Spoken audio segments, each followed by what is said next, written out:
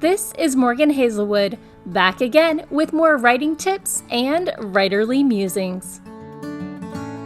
Today, I'm here to share with you improving your readings.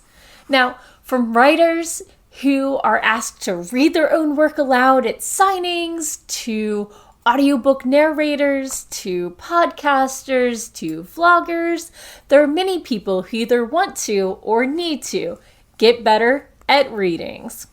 At the titular panel at Balticon 53, T. Morris, Jean L. Cooper, and Mike Luona shared their best tips.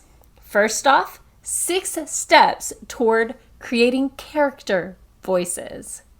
1. Keep the character's background in mind. It both changes their energy, their accent, and their vocabulary. Secondly, one trick is to use a key phrase to get into the character's voice to help with consistency. Just something that invokes their personality, their attitude, and their accent if they have one. Third tip for creating a character voice is to use your normal voice or something close to it for the narration and or the main character. It'll be a lot easier on you. The fourth tip is for opposite gendered characters. You can pitch up or pitch down a bit, but don't go falsetto or like mansetto. That's just not going to sound authentic. It might be closer to the tone you imagine or the pitch you imagine for the character, but you're making a mockery of the character, and that's not what you probably intend. Another tip is to listen to actors, movie, TV, podcasters, audio dramas, whatever. Listen to other actors and see how they change their voice to represent different characters. And finally, avoid stereotypes. For accents, if you can't skip the accent, try an acting class or an online acting class or videos, but do accents with a light touch. And 5 tips you can use for all readings, not just for character voices. 1, practice cold reads.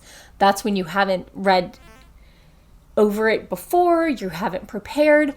Pick up random books and read a paragraph or 2 aloud.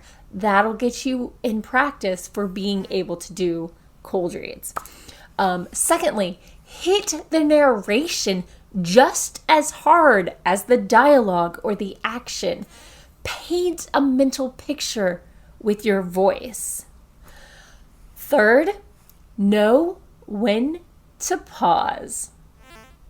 Okay, I might have overdone that just a smidge.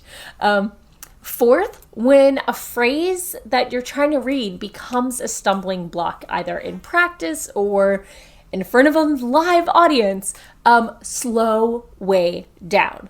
If you're in practice, go over it very slowly, repeat it, and go faster and faster until you've got the muscle memory. Talking is muscle memory. I know it doesn't seem like it, but it is. So the more you practice, the more you're just going to go with what you've practiced. If you're doing it live, you don't really usually have that option without feeling a little silly. So pause, take a moment to collect yourself. If you want to, maybe mouth the words silently to yourself.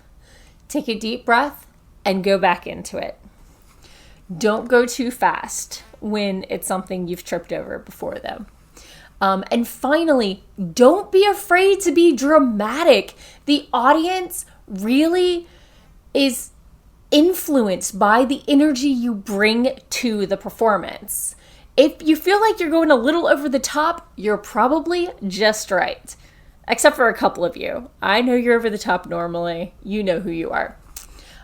So those were tips for creating characters and general tips for reading.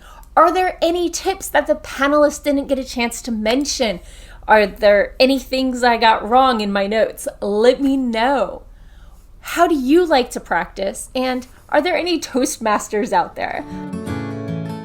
And that's all for today. Thanks for listening. If you enjoyed this episode, hit that subscribe button and share it with all your friends. It goes a long way towards helping people find me. And I'll be back again next Monday with more writing tips and writerly musings. Bye-bye.